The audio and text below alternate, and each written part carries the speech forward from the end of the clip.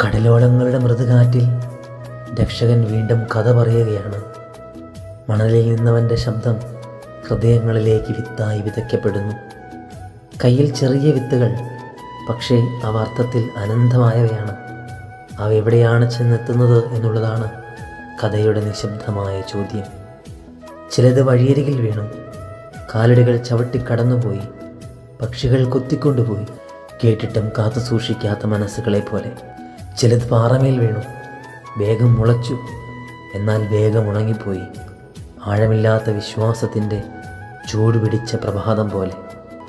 ചിലത് മുള്ളിൻ്റെ ഇടയിൽ വീണു, വളർന്നു, പക്ഷെ ശ്വാസം മുട്ടിപ്പോയി, ലോകചിന്തകളുടെ കുരുക്കിൽ കുടുങ്ങിയ ആത്മാവിനെ പോലെ. എന്നാൽ ചിലത് നല്ല മണ്ണിലാണ് വീണത്. അവ നിശബ്ദമായി വേരൂന്നി കാലം കഴിഞ്ഞ് വിളവായി പൊങ്ങി 30, 60, 100 ഇരട്ടിയായി വർദ്ധിച്ചു. ഇവിടെ ചോദ്യം വിത്തിനെക്കുറിച്ചല്ല, വിത്തെന്നത് ദൈവവചനമാണ്. ചോദ്യം നമ്മുടെ ഹൃദയങ്ങളിൽ ഇവയിൽ ഏത് മണ്ണാണുള്ളത് എന്നുള്ളതാണ്. കാലം മാറുന്നു, ലോകം മാറുന്നു, വിത്തെന്നും വിതയ്ക്കപ്പെടുന്നു. ഉഴുതൊരുക്കിയ ഹൃദയങ്ങളിൽ മാത്രം വചനം വിളവായി മാറുന്നു. ഈ തപസ്സിൻ്റെ യാത്രയിൽ നല്ല വിളവായി മാറുവാൻ നമുക്ക് നമ്മുടെ ഹൃദയങ്ങളെ നല്ല മണ്ണായി ഒരുക്കാം. ദൈവം അനുഗ്രഹിക്കട്ടെ.